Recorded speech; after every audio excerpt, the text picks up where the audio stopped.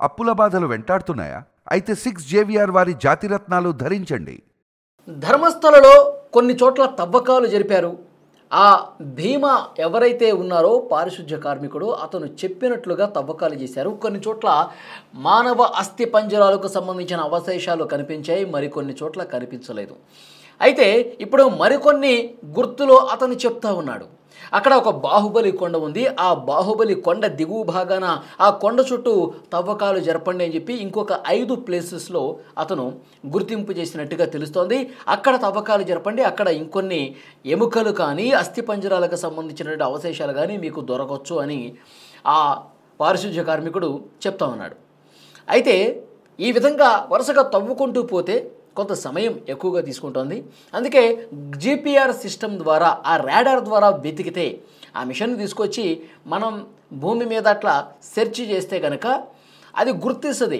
మానవ అవశేషాలకు సంబంధించిన ఏమైనా ఆధారాలు ఉంటే సిగ్నల్స్ పంపిస్తుంది. ఎక్కడైతే సిగ్నల్ పంపించిందో అక్కడ తవ్వితే సరిపోతుంది అని. అయితే ఆ మిషన్ వాడటానికి, ఆ జీపీఆర్ సిస్టమ్ వాడటానికి ప్రభుత్వం నుంచి పర్మిషన్ కావాలి. దానికోసం సిట్ అధికారులు కొంత వెయిట్ చేస్తున్నటువంటి పరిస్థితి ఉంది. ఒకవేళ అది రాకపోయినప్పటికీ మరికొన్ని చోట్ల తవ్వకాలు జరిపేందుకు ఇంతకుముందు నేను చెప్పినట్టు బాహుబలి కొండ ప్రాంతం ఏదైతే ఉందో దాని చుట్టూ తవ్వకాలు జరిపేందుకు సిట్ కూడా సిద్ధమవుతున్నట్టుగా సమాచారం వస్తుంది. ఎందుకంటే సిట్ అధికారులు చాలా సీరియస్గా ఇన్వెస్టిగేట్ చేస్తూ ఉన్నారు. అతిపెద్ద ఆరోపణలు వచ్చినటువంటి నేపథ్యంలో ధర్మస్థల దివ్య క్షేత్రంలో గత కొన్ని సంవత్సరాలుగా జరిగినటువంటి ఈ మారణ హోమానికి సంబంధించి నిజాలు నిగ్గు తేల్చాల్సినటువంటి అవసరం ఉంది అని భావించారు కాబట్టి ఇన్వెస్టిగేట్ చేస్తూ ఉన్నారు. కొంత లేట్ అయినా సరే, సమయం ఎక్కువ పెట్టినా సరే ఆ పారిశుధ్య కార్మికుడు చెప్పిన అన్ని ప్లేసెస్ను కూడా తవ్వుతాం, వెలికి తీస్తాం, ఏ అవశేషాలు ఉన్నా సరే దాన్ని ఆధారాలుగా సేకరిస్తామని చెప్పి సిట్ అధికారులు సీరియస్గానే ముందుకు పోతున్నటువంటి పరిస్థితి ఉంది.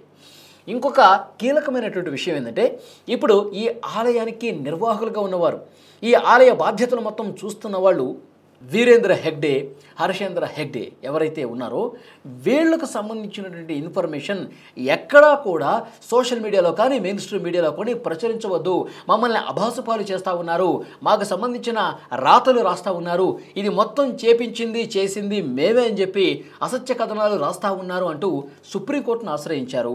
గ్యాగ్ ఆర్డర్ ఇవ్వాలని కోరారు. అయితే సుప్రీంకోర్టు నో చెప్పింది. సుప్రీంకోర్టు చాలా క్లియర్గా దీన్ని తోసిపుచ్చింది. మీరు ఏదైనా ఉంటే కింది కోర్టులకు వెళ్ళండి, కింది కోర్టులు ఏదైతే ఆదేశాలు ఇచ్చాయో అవి అమలు అవుతాయి, మీరు సుప్రీంకోర్టుకు రావాల్సినటువంటి అవసరం లేదని కూడా చాలా స్పష్టంగా చెప్పిన పరిస్థితి ఉంది. ఎందుకంటే మనకు తెలుసు, మనం కూడా యూట్యూబర్ల మీద దాడి చేసిన పరిస్థితి ఉంది. ఈ యూట్యూబర్స్ వల్లే ధర్మస్థల పేరు పాడు చేస్తూ ఉన్నారు, ఈ యూట్యూబర్లు ఇష్టం వచ్చినట్టుగా థంబ్నెయిల్స్ పెడతా ఉన్నారు, ఇష్టం వచ్చినట్టుగా కథనాలు రాస్తూ ఉన్నారంటూ మాట్లాడి వాళ్ళ మీద దాడి చేశారు. ఆ దాడి చేపించింది కూడా ఎవరైతే వీరేంద్ర హెగ్డే ఆరోపణలు ఎదుర్కొంటున్నటువంటి వ్యక్తి ఉన్నారో అతను చేపించాడు వాళ్ళ అనుచరులతో పెట్టి అని చెప్పి ప్రచారం జరిగింది.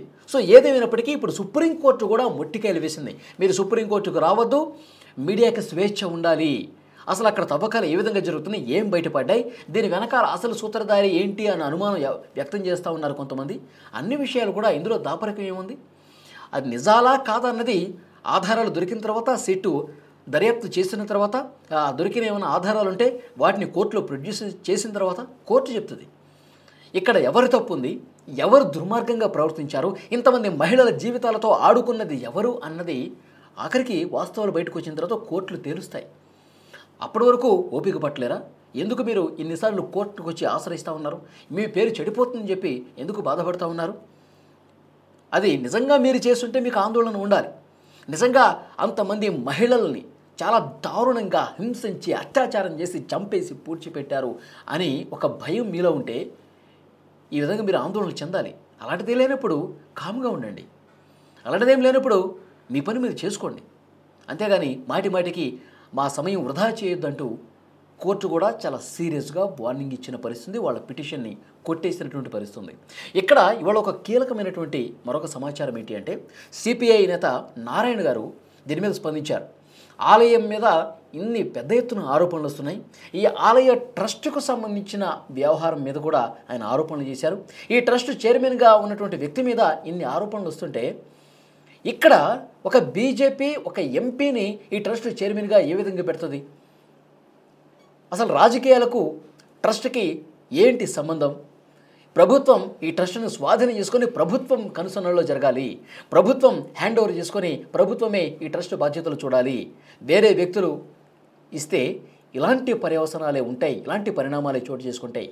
కాబట్టి దయచేసి బీజేపీయో ఇంకో పార్టీయో కాదు, రాజకీయాలకు సంబంధం లేకుండా ట్రస్ట్ నడిపించాల్సిన అవసరం ఉంది. అలా చేయలేదు కాబట్టి ఎన్ని దుర్మార్గాలు, అధికారం తమ చేతిలో ఉంది కదా అని చెప్పి ఇన్ని దుర్మార్గాలు చేసి ఉండొచ్చు. వాస్తవాలు త్వరలోనే బయటకు వస్తాయి. ప్రభుత్వం ఈ ట్రస్ట్ని స్వాధీనం చేసుకోవాలని ఆయన మాట్లాడిన పరిస్థితుంది. సో నారాయణ గారు ఏదైతే మాట్లాడారో చాలామంది నారాయణ గారు కరెక్ట్గా మాట్లాడారు. అవును, రాజకీయాలని ఎందుకు జొప్పించారు ఆలయ క్షేత్రాలకు సంబంధించి, ట్రస్టులకు సంబంధించి అని ఆయనకు సపోర్ట్గానే చాలామంది మాట్లాడుతున్నారు. సో డెఫినెట్గా వాస్తవాలు అనేవి అతి త్వరలోనే బయటకు వస్తాయి. ఈ బాహుబలి కొండను తవ్వే నిర్ణయం కూడా సిట్ అధికారులు తీసుకోబోతున్నట్టుగా తెలుస్తుంది. మరికొన్ని చోట్ల తవ్వుతారు. ఆ తవ్విన తర్వాత ఎలాంటి అవశేషాలు బయటకు వస్తాయో తెలియదు. కానీ ఈ విచారణ దర్యాప్తు కొంత లేట్ అయినా సరే వాస్తవాలు వెలికి తీయాల్సినటువంటి అవసరం ఉంది అని చెప్పి సమాచారం వస్తుంది. ఫ్రెండ్స్, మీరేమనుకుంటున్నారు? ఇప్పటివరకు తవ్విన చోట్ల కొన్ని మాత్రమే బయటపడ్డాయి, ఇంకా చాలా చోట్ల బయటపడలేదు. ఇప్పుడు కొత్తగా మరికొన్ని ప్లేసెస్ చూపిస్తా అంటున్నాడు. అక్కడ కూడా తవ్వితే వాస్తవాలు వెలుగులోకి వస్తాయని చెప్పి మీరు భావిస్తున్నారా? ఈ భీమా ఏదైతే చెప్తా ఉన్నాడో, నేను ఇంతమందిని పాతి పెట్టాను, ఇక్కడే పాతి పెట్టానని, అది నిజమే అని చెప్పి మీరు నమ్ముతా ఉన్నారా? కామెంట్ రూపంలో తెలియచేయండి.